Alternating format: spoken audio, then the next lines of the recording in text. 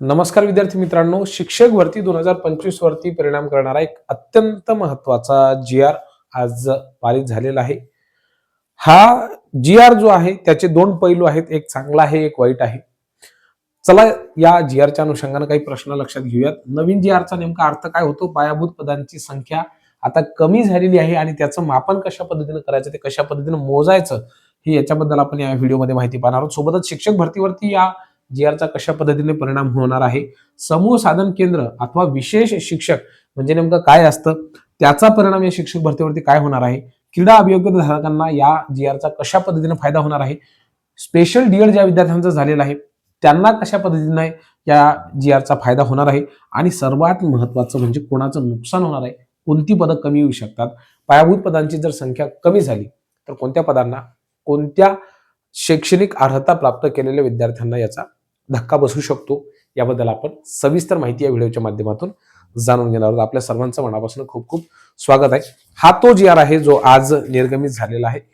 निश्चितच हा अत्यंत महत्त्वाचा जी-आर राज्य शासनाने पारित केलेला आहे. आता आपणा सर्वांना माहिती आहे की प्रत्येक जिल्ह्यामध्ये ज्या जिल्हा परिषद शाळा आहेत किंवा स्थानिक स्वराज्य संस्थांच्या शाळा आहेत त्यामध्ये किती पदं असावीत याचा जो निर्णय आहे तर तो कशानुसार घेतला जातो, तर संच मान्यतेनुसार. समजा एखाद्या जिल्ह्यामध्ये अमुक एवढे विद्यार्थी आहेत तर अमुक एवढ्या विद्यार्थ्यांसाठी अमुक एवढे शिक्षक समजा पाहिजेत, एक्स विद्यार्थ्यांसाठी वाय नंबर ऑफ टीचर्स समजा आवश्यक आहेत असं आपण गृहीत धरूयात. तर अशा परिस्थितीमध्ये ही शिक्षकांची संख्या मोजण्याची जी सिस्टीम होती, आधी प्रणाली होती, व्याख्या होती, तर तिच्यामध्ये बदल करण्यात आलेला आहे. तर ते कशा पद्धतीने बदल झालेला आहे त्याबद्दल आपण सुरुवातीला पायाभूत पदांची संख्याबद्दल आपण सुरुवातीला माहिती जाणून घेऊयात, म्हणजे बाकी सर्व प्रश्नांना तुम्हाला अगदी सहज त्याचा उत्तर मिळून जाईल. ठीक आहे विद्यार्थी मित्रांनो, बघा आपला एक वाशिम जिल्हा आपण याच्यासाठी गृहीत धरूयात. ठीक आहे, एक उदाहरण असतं. वाशिम जिल्ह्यामध्ये मूळ पद पायाभूत पद किती आहेत, तर 3354 एवढी पद आहेत. ठीक आहे, आता वाशिम जिल्ह्यामध्ये समूह साधन केंद्रांची संख्या किती आहे? समूह साधन केंद्र म्हणजे समजा केंद्रीय शाळा किंवा एक केंद्र शाळा असते, बरोबर आहे, किंवा आपण म्हणत असतो की नाही केंद्र प्रमुख आहेत, तर किती केंद्र प्रमुख आहेत, तर अशा पद्धतीने जर आपण म्हटलं तर एका केंद्रासाठी त्या केंद्रामधल्या असणाऱ्या सर्व शाळांसाठी एक त्या ठिकाणी पद असतं. अगदी तशाच पद्धतीने आता समूह साधन केंद्र असं त्याचं नाव ठेवण्यात आलेलं आहे. आता ही समूह साधन केंद्रांची संख्या वाशिम जिल्ह्यामध्ये किती आहे, उदाहरणार्थ देऊन सांगतोय तुम्हाला, तर ती आहे समजा 71 एवढी आहेत. तर नवीन जी-आर काय सांगतो, जर समजा एखाद्या जिल्ह्यामध्ये समूह साधन केंद्रांची संख्या जेवढी असेल तेवढ्या प्रत्येक केंद्रासाठी एक विशेष शिक्षक नियुक्त होणार आहे. ठीक आहे, विशेष शिक्षक म्हणजे ज्यांचं स्पेशल डी-एड झालेलं आहे अशा शिक्षकांची नेमणूक दिव्यांग विद्यार्थ्यांसाठी करण्यात येणार आहे. ठीक आहे, त्यांना आपण विशेष शिक्षक किंवा स्पेशल टीचर असं म्हणत असतो.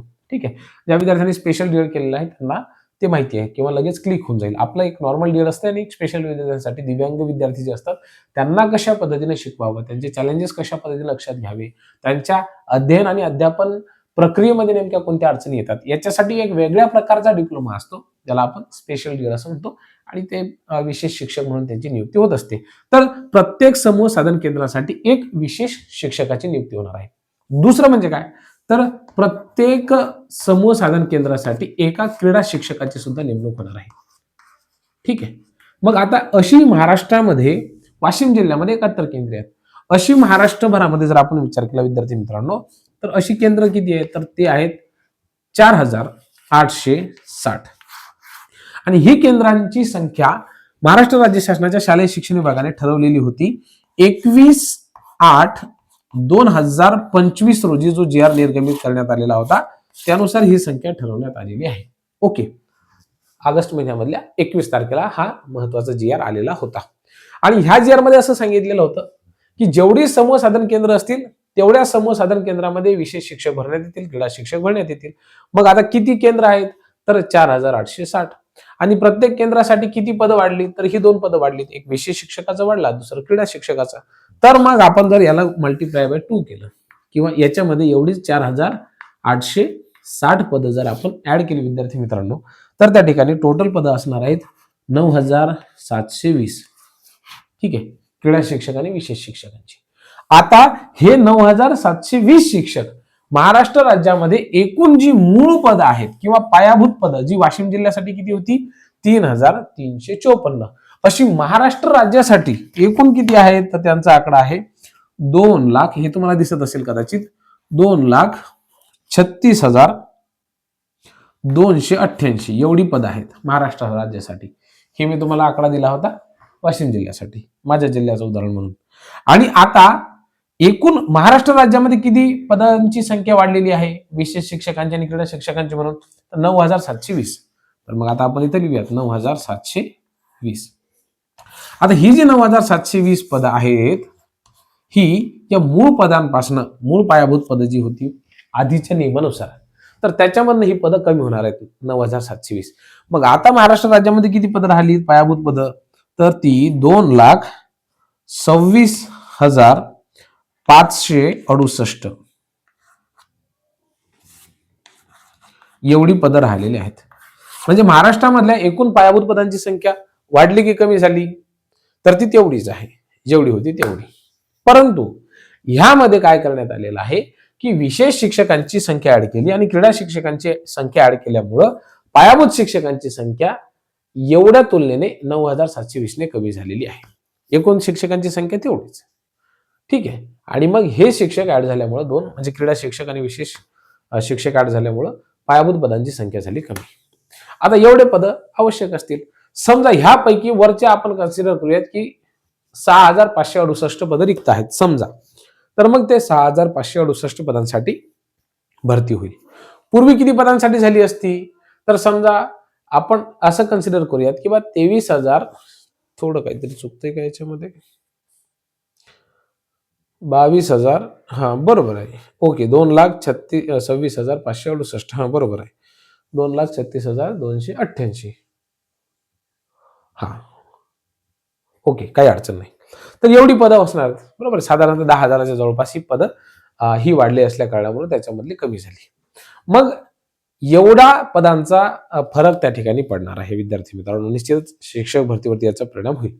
म्हणजे जी पदं फक्त डीएड साठी भरल्या जाणार होती किंवा डीएड प्लस बीएड साठी भरल्या जाणार होती, तर त्या पदांमध्ये ही शिक्षक ऍड झालेले आहेत. त्यामुळे तिकडची पदं कमी होण्याची शक्यता आहे. अशा पद्धतीचा हा जी आर आहे. आता हा जी आर लक्षात आल्याच्या नंतर एकदा एखाद्या लहान मुलाला सुद्धा लक्षात येईल की बाबा आपली पदं कमी झालीत की वाढलीत. म्हणजे काही जणांसाठी हा जी आर फायद्याचा आहे. उदाहरणार्थ क्रीडा शिक्षकांसाठी स्पेशल डीएड झालेले विद्यार्थी असतील, त्यांचा किती कमी स्कोर असला तरी सुद्धा त्यांची निवड होण्याची चान्सेस जास्त आहेत. क्रीडा शिक्षकांचा 70-80 पर्यंत जरी स्कोर असेल तरी सुद्धा त्यांची निवड होण्याचे चान्सेस वाढलेले आहेत, कारण की पदच तेवढी आहेत. ठीक आहे, ही तर वाशिम जिल्ह्यासाठी सांगून राहिलो मी. 4,860 पदं क्रीडा शिक्षकांसाठी असणार आहेत. तेवढे उमेदवार सुद्धा नसतील असं मला वाटते, किंवा कमी असतील. असतील तरी सुद्धा जे असतील त्यांची फटाफट लागण्याचे चान्सेस वाढलेले आहेत. फक्त एवढी पदं त्यांनी भरली पाहिजेत. ठीक आहे, आता 80% पदं भरतो म्हणतात, त्याच्यानुसार ही संख्या काहीतरी कमीच होईल. जास्त तर होणार नाही समजा, परंतु थोडीफार कमी होईल. अशा पद्धतीचा हा जी आर आहे. हा फायद्याचा कोणासाठी आहे? क्रीडा शिक्षकांसाठी. तोट्याचा कोणासाठी आहे?